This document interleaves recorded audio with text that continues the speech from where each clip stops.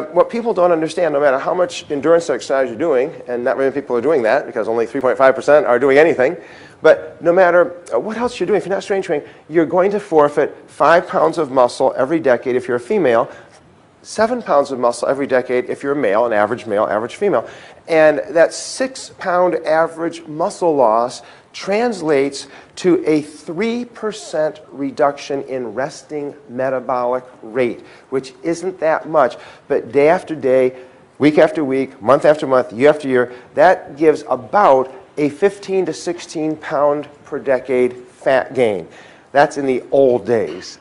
In 2009, 2010, it is actually much worse than that, but if I told you how worser it was, you wouldn't believe me. So I'm not even going to go there. But this is a serious problem. The reduction in resting metabolic rate, I really believe, is the key to the obesity epidemic.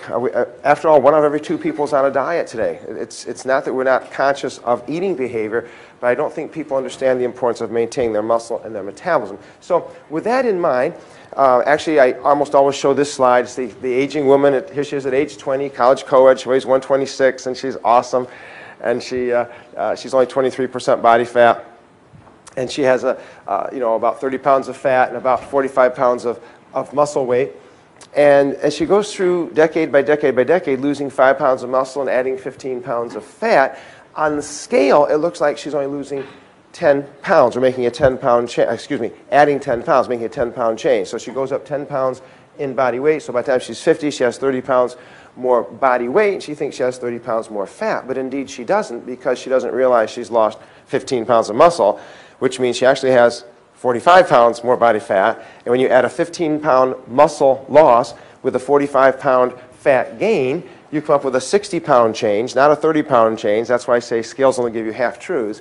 And that's why I'm not a big fan of the body mass index, because it doesn't tell you about the loss of muscle. But if you do body composition testing, you see that by age 50, which is a young age, she has added 30 pounds of body weight, but she's changed her body composition by 60 pounds, 15 pounds less muscle, 45 pounds more fat. And her percent fat is now no longer a healthy 23% fat. It has doubled, and this is conservative. This is not embellished in the least. This is very, very modest. It's much worse than this.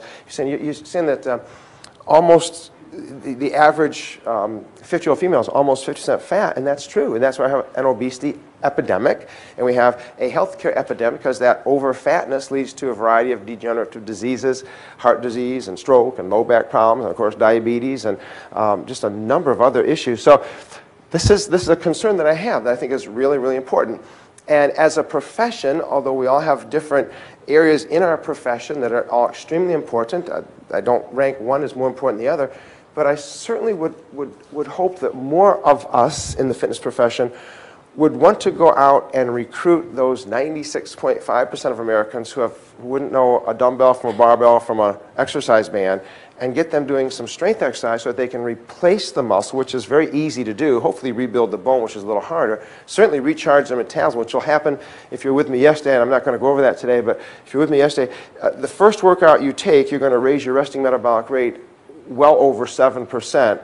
For the next 3 days. It will stay elevated if you take a reasonably good workout. And that's for the rest of your life. As long as you're training and causing micro-trauma to the tissue through resistance exercise that is appropriate, and that's what we're going to talk about in just a couple of minutes, you're going to have about a 48 to 72-hour recovery, rebuilding, remodeling, restructuring period in which your metabolism goes up by about 7%. If your resting metabolic rate is 1,500 calories a day, which would be true for most of us in here, maybe if you'd be higher than that, a 7% increase every day just because you do strength training twice a week or 3 days a week for 20 minutes would mean that you're burning extra 100 calories every day of the week for the rest of your life than what you'd normally burn. A recent study just came out in July in the American Journal of Health Promotion that said if we could eat 100 fewer calories per day, we'd have about 79 million fewer cases of obesity. That's a lot of cases. And we'd save about $60 billion a year in obesity-related problems. Well, burning an extra 100 calories a day through strength training is the same as taking in 100 fewer calories a day, and it's a much better way to do it because strength training is a lot of fun. It has a lot of other benefits.